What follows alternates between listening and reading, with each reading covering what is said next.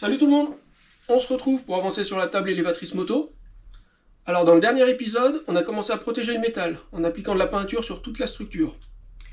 Aujourd'hui, on continue, on s'occupe de tout ce qui est vis, axes et boulonnerie. Alors en temps normal, quand tu achètes des vis dans le commerce, elles sont déjà protégées, donc tu n'as pas de souci à te faire à ce niveau-là. Moi ici dans ce projet, j'ai usiné quasiment la totalité de tout ce qui est axe, vis et notamment la longue vis sans fin. Donc c'est du métal à nu qu'il va falloir aussi protéger. Le problème, c'est que ce sont des vis fonctionnelles. C'est-à-dire que je vais être amené à les visser, à les dévisser régulièrement. C'est pas comme par exemple quand tu fixes une étagère contre le mur. Une fois que tu as vissé la vis, tu peux passer un coup de peinture sur la tête. Ça bougera pas, il n'y a pas de problème. Là ici, vu que je vais visser, dévisser, les démonter régulièrement, la peinture elle va jamais tenir. Donc j'ai dû choisir une autre option. Et c'est ce kit de galvanisation que je vais te présenter.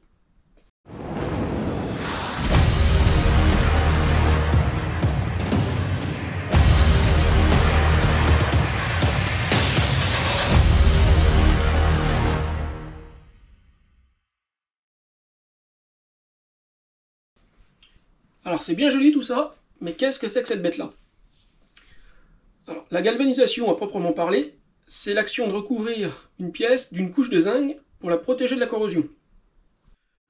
Et pour la petite histoire, le nom vient de l'inventeur italien Luigi Galvani. Donc c'était un physicien et un médecin italien qui a inventé le galvanisme le 6 novembre 1780. T'en fais ce que tu veux, c'est cadeau. Et si on veut être correct, nous ce qu'on va faire dans cette vidéo, c'est de l'électroplaquage, ou du plaquage par galvanoplastie. Alors en fait c'est de l'électrolyse.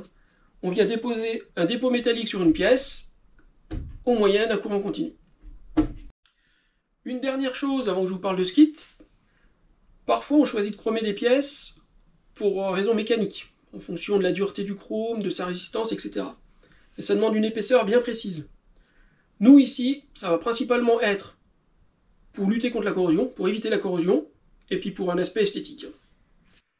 Alors parlons un petit peu de tout ça maintenant. Pour réaliser cette galvanoplastie, j'ai acheté deux kits qui viennent de chez Tifo, ou Tifo, je ne sais pas comment on dit. De toute façon, comme toujours, vous aurez tous les liens dans la description. Donc le premier kit, c'est le kit de base par immersion. Donc il est composé de l'alimentation, donc c'est une alimentation 18 volts et 3 ampères. Et ce qui est intéressant, c'est qu'on peut régler séparément l'intensité et le voltage. Donc ça dépend aussi de la méthode qu'on va utiliser pour faire la galvanoplastie. Mais on en parlera plus tard. Donc vous avez aussi deux anodes, une en cuivre, une en acier inoxydable. Alors les anodes, ça va dépendre de ce que vous voulez faire. Puisqu'avec ce kit, vous pouvez faire de la dorure, du zinc, du cuivre, du nickel, du chrome. Et donc à chaque fois, il va falloir mettre l'anode correspondante. Vous avez aussi deux câbles et des pinces croco.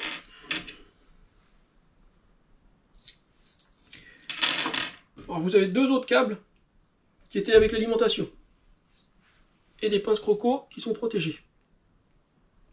Voilà. Et vous avez une cuve de 300 ml. Alors honnêtement, je la voyais beaucoup plus grosse sur les photos, mais finalement, plus elle est profonde, plus il va falloir mettre d'électrolyte dedans. Donc c'est peut-être pas si mal. Et puis en plus, pour les grandes pièces, on a une alternative.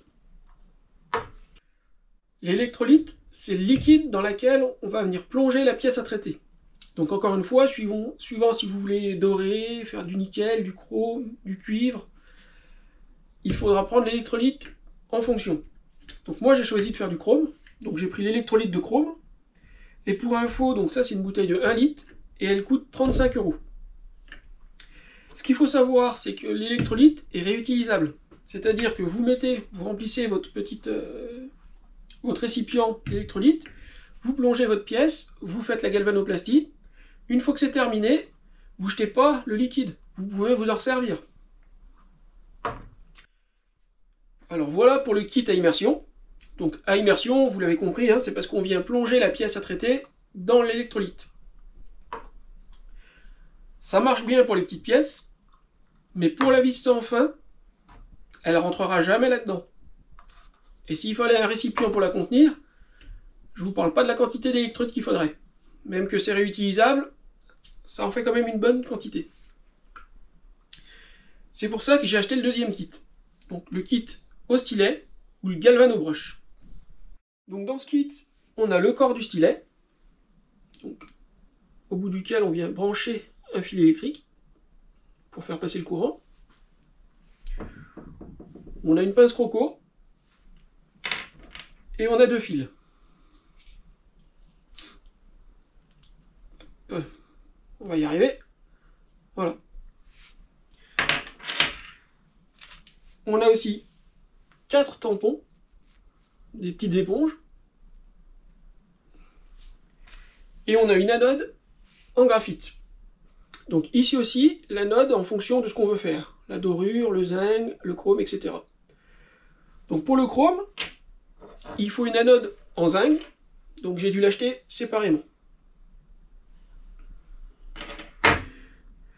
Et le principe, en fait, c'est un peu le principe d'un pinceau électrique, en fait. Cette fois-ci, on va pas venir plonger la pièce dans l'électrolyte. En fait, avec le pinceau électrique, on va venir imbiber le tampon d'électrolyte et on va venir le passer sur la pièce. Et c'est comme ça qu'on va recouvrir la pièce de chrome, de zinc, etc. Donc voilà pour la présentation du matériel. Ce que je vous propose maintenant, c'est de passer à la pratique. On va d'abord essayer la version à immersion, et puis après, on essaiera avec le stylet. C'est parti! Alors pour le premier essai, on va essayer l'immersion. Donc on va remplir l'électrolyte dans le gobelet, et on va plonger une pièce. Bien évidemment, je ne vais pas utiliser une belle pièce.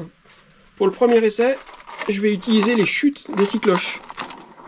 Donc déjà, ce que je vais faire, je vais prendre une pièce et je vais la nettoyer.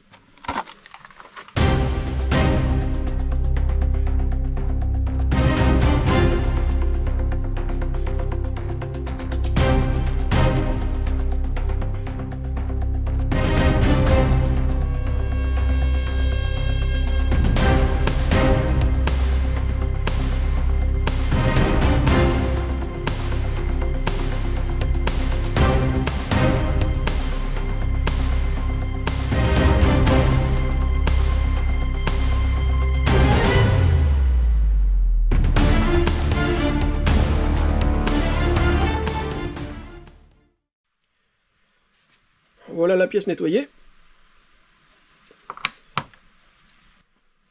Ensuite, quand vous allez sur le site internet de Tifou, vous allez trouver toutes les fiches descriptives de tous les produits. Donc que ce soit pour la galvanisation, pour l'anodisation. Par exemple, pour l'électrolyte de chrome, donc j'ai imprimé la fiche descriptive. Et donc ils expliquent que lorsqu'on fait un chromage par immersion, il faut utiliser une anode en aluminium. Donc moi ce que je vais faire, je vais utiliser une chute d'alu que j'avais. On va voir si ça marche. Et au niveau de la galvanisation en elle-même, c'est pareil. Hein. J'ai téléchargé la fiche descriptive. Et donc ça détaille toute la manipulation. Donc il faut savoir qu'il y a 2 possibilités. Donc soit on peut utiliser le réglage de l'intensité, soit le réglage du voltage. Et c'est ce que je vais vous expliquer maintenant. Alors le contrôle par l'intensité, c'est lorsque l'on connaît la surface de la pièce à traiter. Donc dans ce cas-là, on prend la notice de l'électrolyte qu'on utilise. Donc là en l'occurrence l'électrolyte de chrome. Donc on voit bien que dans la spécification c'est écrit 20 ampères par décimètre carré. Donc après on a juste à faire le produit en croix avec la surface de notre pièce et on règle l'intensité sur la machine. Le contrôle par le voltage, c'est lorsqu'on ne connaît pas la surface de la pièce ou que c'est difficile à déterminer. Donc dans ce cas-là, on règle l'intensité au maximum. Le voltage est bien sûr à 0. Et on augmente petit à petit le voltage jusqu'à ce qu'il y ait une petite réaction dans le bain. Donc ce que je vous propose, pour cette pièce, pour la première pièce, on va faire un contrôle par le voltage, puisque j'ai pas la surface, et puis comme ça on verra ce que ça donne. Et pour toutes les autres pièces, je les ai dessinées sur l'ordinateur, donc j'ai les surfaces, et donc là on pourra utiliser le réglage par l'intensité. Donc bien évidemment, quand on traite une pièce, que ce soit de la peinture ou comme là de la galvanisation, c'est très important de nettoyer les pièces. Donc ce que je vais faire déjà, je vais les dégraisser.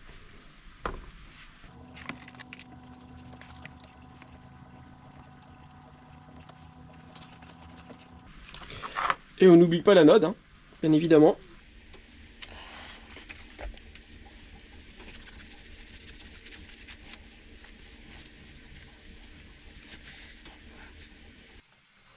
Donc maintenant que mes pièces sont propres, je vais pouvoir regarder les branchements. Et donc pour ça, je retourne voir ma fiche descriptive. Et donc c'est indiqué que le fil rouge doit être relié à l'anode, donc à l'aluminium, et le fil noir doit être relié à la pièce à traiter. Donc c'est parti. Je branche le câble rouge sur la prise rouge, et je mets une pince crocodile au bout. Et donc là, le rouge c'est sur l'anode, donc je place mon anode dans mon gobelet, et je la maintiens avec la pièce crocodile, comme ceci.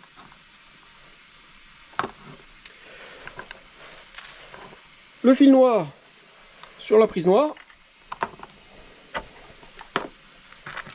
la pince crocodile, et là j'utilise un fil de fer dans lequel je passe ma pièce.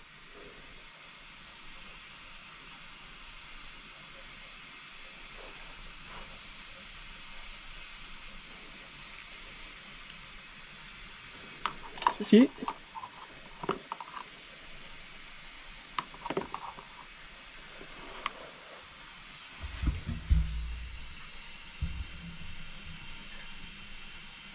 Voilà. Et donc, je sais pas si tu vois bien. Voilà. Et donc le fil, je le prends avec la pince noire.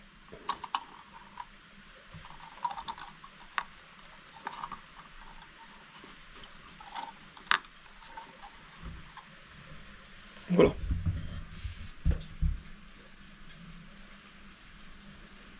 Et donc maintenant j'ai plus qu'à remplir l'électrolyte. Bien évidemment, je place tous mes boutons à zéro. Hein.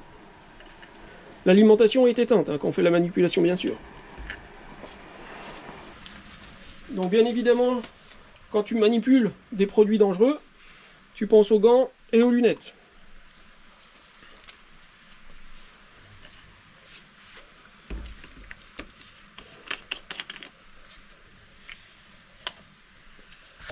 Donc je vais remplir d'électrolyte au-dessus de ma pièce.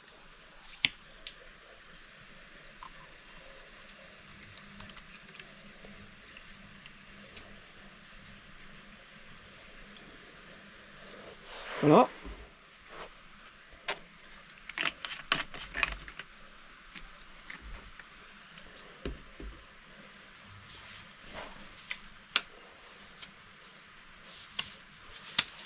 Et donc là, je te rappelle qu'on va utiliser le réglage par voltage puisqu'on ne connaît pas la surface de la pièce. Donc, mes deux réglages sont à 0. Je mets en route. Je règle l'intensité au maximum.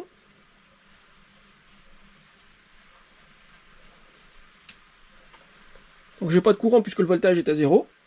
Et petit à petit, je vais augmenter le voltage.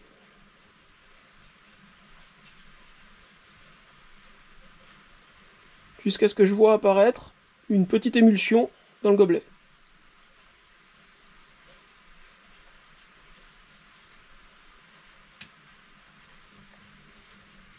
Voilà.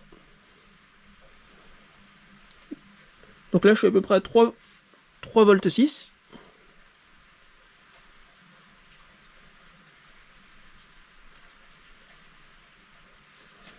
Alors, on peut voir que ça commence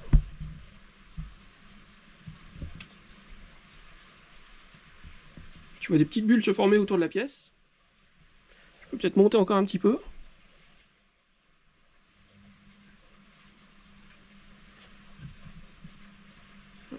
Je suis à 5 volts là.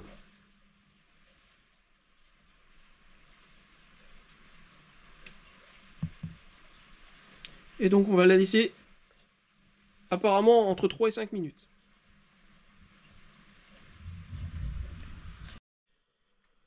Bon, ça fait maintenant 2 bonnes heures que j'ai mis ma pièce à tremper. Et vous allez voir que le résultat, en fait, il n'y a pas vraiment de changement. Déjà, première chose, j'ai vite remarqué que l'intensité restait à 0. Donc ça veut dire que le courant ne se diffuse pas bien. Et je pense que le problème vient de mon anode, de la pièce en aluminium. D'ailleurs, je l'ai changé. Au départ, j'étais parti sur celle-ci. Et j'ai remarqué que quand je donnais un petit coup de ponçage avec du papier de verre, quand je la plonge, l'espace de 2-3 secondes, l'intensité augmente, mais très vite, elle redescend à zéro. Donc je pense que mes anodes ne sont pas bonnes. Après, c'est pas vraiment une surprise non plus, puisque dans le descriptif de l'électrolyte, eh ben, c'est clairement indiqué que cet électrolyte de chrome, il fonctionne pas bien en immersion. Il est conseillé de l'utiliser avec le stylet, avec le pinceau électrique qu'on va utiliser juste après. J'ai quand même voulu essayer, et comme vous allez voir, le résultat, eh ben, il est pas top. Donc, pour sortir la pièce, on diminue le voltage et l'ampérage. On éteint l'alimentation. On porte toujours les gants et les lunettes. Et donc, on sort la pièce. Et on la rince sous l'eau.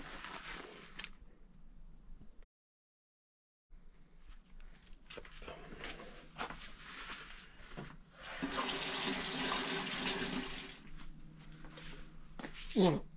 Et donc, au niveau du résultat, voilà. Il n'y a pas vraiment de chromage. Hein. C'est un petit peu bruni la pièce, et encore. Voilà, donc là c'est clairement un échec. Mais encore une fois, je pense que ça vient de mon anode, et l'électrolyte de chrome n'est pas fait pour l'immersion. Donc maintenant on va passer à l'essai du galvanobrush, donc avec le pinceau. Ici aussi, quand vous allez sur le site de Tifou, vous avez toute la description. Donc ça vous explique le montage du pinceau et les branchements. Donc le pinceau en lui-même, en fait c'est ce cylindre, donc dans lequel on va venir glisser une anode. Donc pour rappel, hein, sur le descriptif de l'électrolyte de chrome, c'est bien indiqué que pour l'électrolyte de chrome, il faut une anode en nickel. La voici. Donc pour le montage du pinceau, eh bien, on dévisse le sommet déjà. On dévisse la seconde partie. On récupère le joint. Hop. Il y a un ressort au bout aussi. Hein. Le ressort, faut le laisser. Voilà.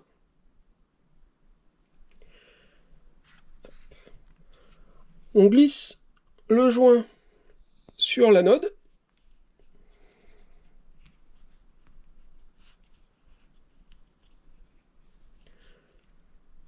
On l'insère dans cette partie.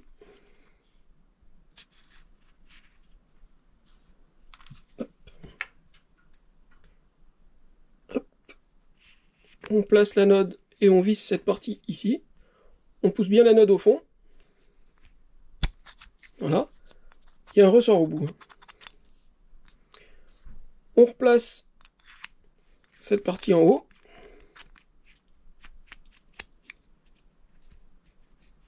Et on serre bien. Voilà.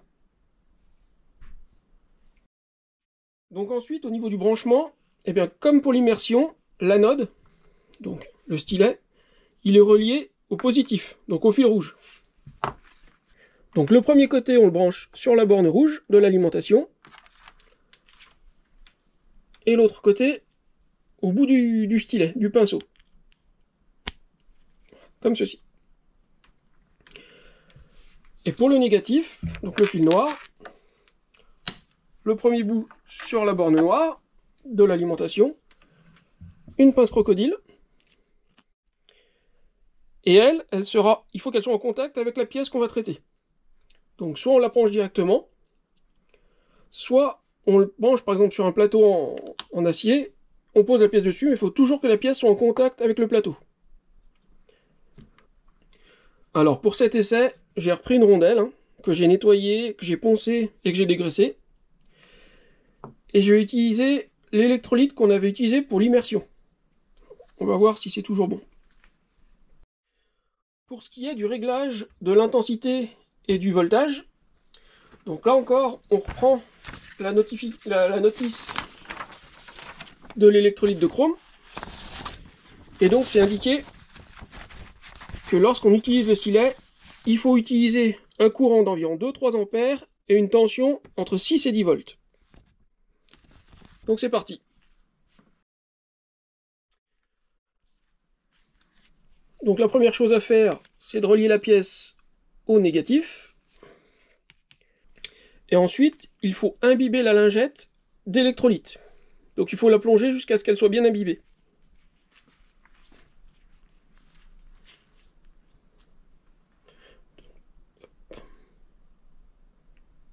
Voilà, comme ceci.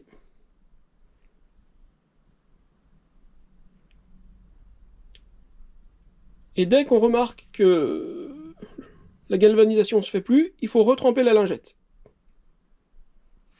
Voilà. Donc, on place le pince à l'intérieur, l'anode à l'intérieur. Et au niveau de l'alimentation, donc tout est à 0.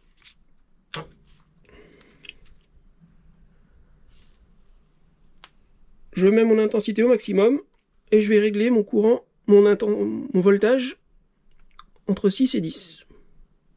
Comme conseillé sur la description. Donc voilà, donc là je suis à 7,5. Et donc je vais commencer à faire des petits cercles sur ma pièce.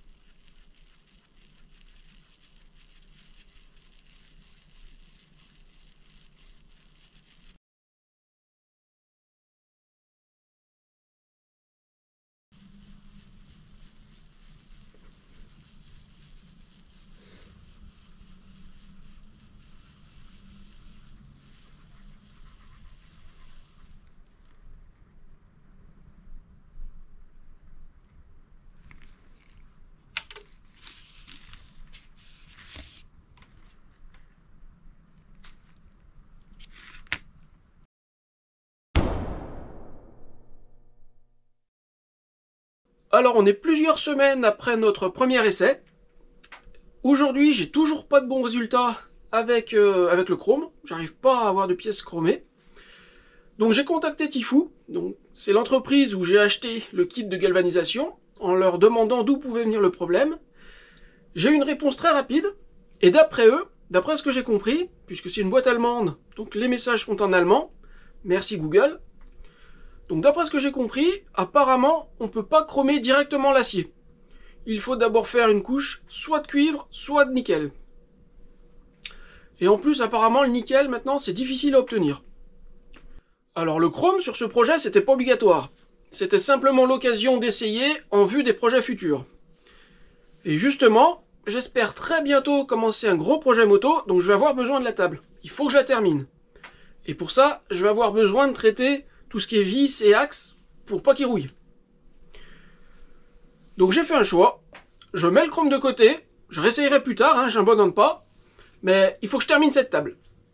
La plupart des vis que tu achètes dans le commerce sont zinguées. Du coup, j'ai fait au plus simple. J'ai acheté un électrolyte de zinc. Alors tu vas voir beaucoup de tutos t'expliquant comment faire ton propre électrolyte. Je suis novice dans le domaine. Donc si je commence à faire mon électrolyte, que je commence à tout faire en même temps, si ça marche pas, je ne saurai pas d'où vient le problème. On va avancer étape par étape. Donc cette fois-ci, on va utiliser cet électrolyte qui a été fait par des professionnels. Et j'espère que ça va marcher. Alors bien évidemment, qui dit nouvel électrolyte, dit nouvelle anode. J'ai acheté une anode en plaque pour la galvanisation à immersion, pour le tremper dans le gobelet, et la version pour le stylet. Donc c'est des anodes en zinc, bien évidemment, puisque c'est des électrolytes de zinc. Donc maintenant ce que je te propose, c'est qu'on retente un essai. On va faire d'abord un essai avec la galvanisation à immersion, voir ce que ça donne.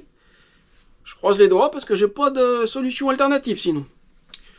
Et puis, suivant les résultats, on avisera. Voilà, donc là, on va faire un premier essai avec la galvanisation à immersion.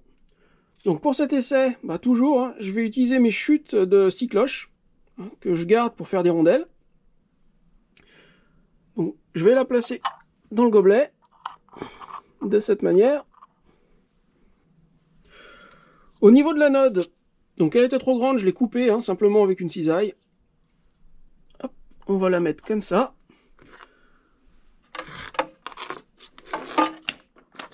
Donc au niveau de l'anode, c'est toujours le pôle positif. Tac. Et au niveau de la pièce, c'est le pôle négatif.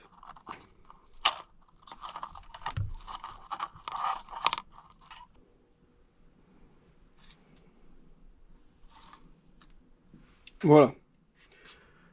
Et donc on va recouvrir la pièce avec l'électrolyte de zinc.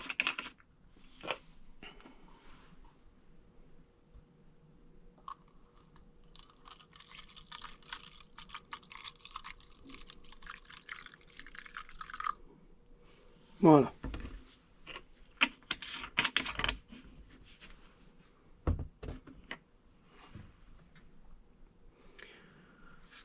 Donc ensuite, on règle tout à 0. On met en route l'alimentation. Et on règle le voltage au maximum. Voilà. Dans la description de l'électrolyte de zinc, qu'on trouve sur le site de Tifou, c'est gratuit, vous pouvez le télécharger. Donc, ils indiquent une intensité de courant de 2,5 ampères par décimètre carré. Là, je n'ai pas calculé la surface. Ils disent aussi que dès que des petites bulles apparaissent à la surface, il faut réduire l'intensité. Donc on va essayer comme ça. On va monter tout doucement l'intensité jusqu'à ce que des bulles apparaissent.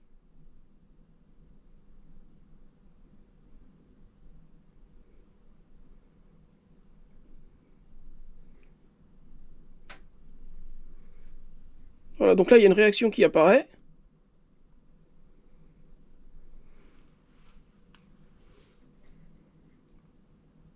On va réduire un petit peu.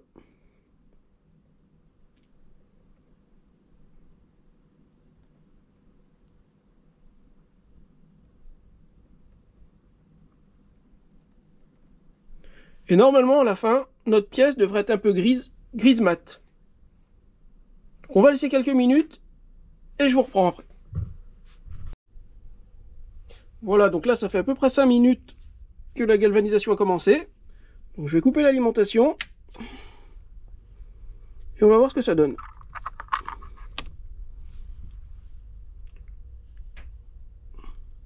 Donc je vais tremper ma pièce dans de l'eau claire, simplement.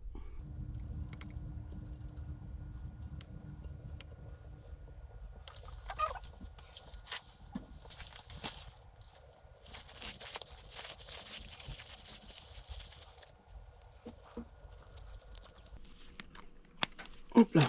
Donc voilà le résultat après 5 minutes de trempage. Donc en effet, la pièce a bien une couche grisâtre. Donc maintenant, ce qu'il faut faire, c'est la polir.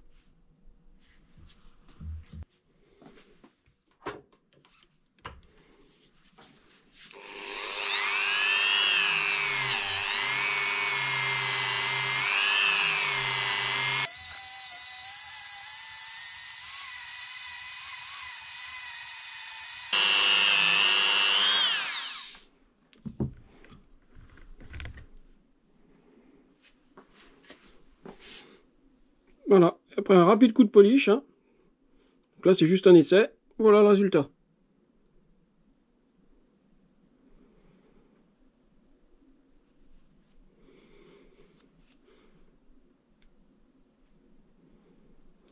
Donc il n'y a plus qu'à faire les vis. C'est parti!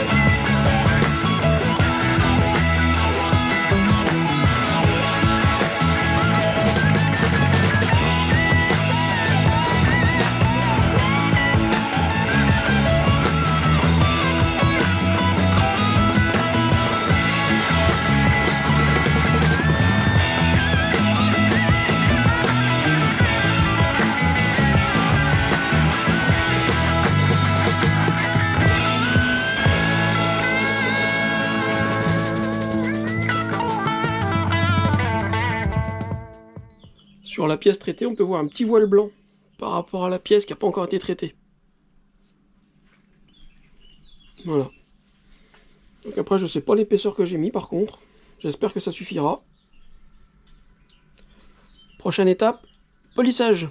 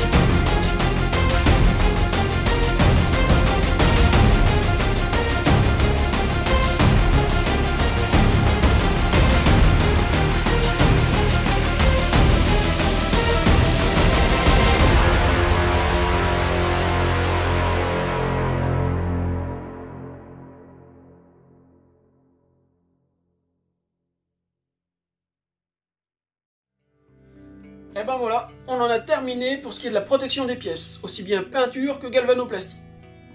Alors, au niveau de la galvanoplastie, c'était la première fois que je me lançais là-dedans. C'est pas parfait, il y a quelques petits défauts, je vais encore améliorer ma technique, mais au moins, les pièces sont protégées. En tout cas, j'espère que cette vidéo t'a plu. Si c'est le cas, comme d'habitude, pense au petit pouce bleu, abonne-toi et clique sur la cloche. Ça aide énormément la chaîne à progresser. Et puis bah moi, j'ai un peu de boulot. Va falloir remonter tout ça. Alors je te dis à la prochaine. Salut!